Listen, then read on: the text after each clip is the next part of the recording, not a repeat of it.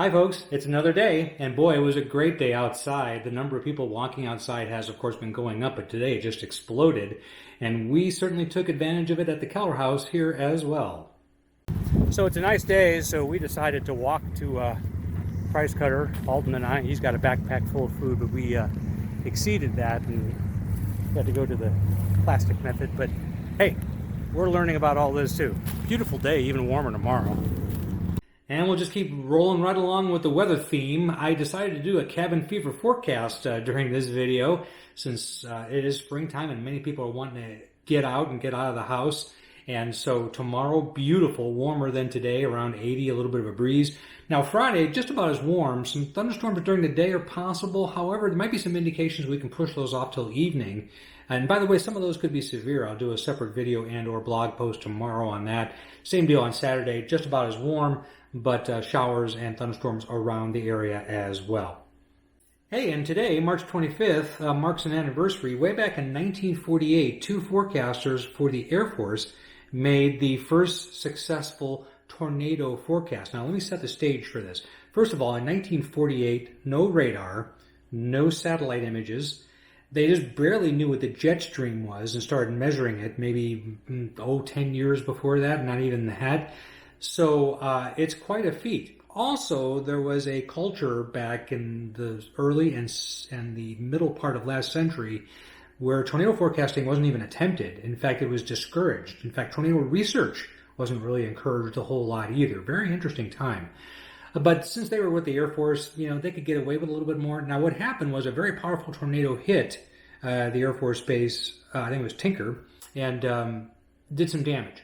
So what these forecasters did is they looked at the pattern, then they looked at it 5 days later in the morning and said, hey, you know what? This looks very much the same. I think we might have a tornado today. And they were right. You can read more about it, again, on the link that I provided on the website. Hey, I want to talk a little bit more about solar energy. The 4 pillars of solar energy. Let me show this to you real quick. I've been doing this now for almost 5 years.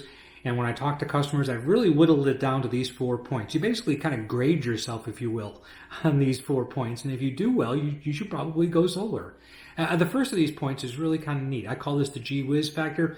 You have your own power plant on your property. In fact, the utility company considers you a power plant. In fact, you enter an agreement with the power company saying, yeah, I know we're going to exchange energy. You're going to give me energy sometimes, and I'm going to give you energy sometimes. It's just a gee whiz kind of cool factor. Solar panels have been around for a long time, but they have just now reached the maturity level where it's very affordable and very practical to do this on your own property. Kind of neat.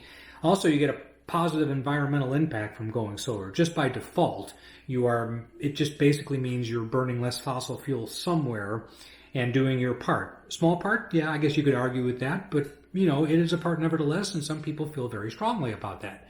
The third thing is it's a money-saving choice. Basically, solar is a hedge against energy inflation. Energy prices have always gone up and will always go up. If you think about it for a second, when they ask for rate increases, they're probably going to get them simply because what's the alternative? Where are you going to turn? Well, solar energy is actually the alternative. And then fourth is increased property value. You are producing a commodity. It's demonstratable, it's tangible, it's not a shrug of the shoulder saying, I think it did this. You can show people exactly how power is being generated on your property. So that's my little spiel on solar energy for tonight. And finally tonight, we'll switch back over to beer and take a look at my tap room. Here's a real quick tour. Ted's Tap Room. Isn't that a nice sign? My good friend Jeremy made that for me. Anyway, as most things in my life are, this is a work in progress. There's Austin Powers. How you doing?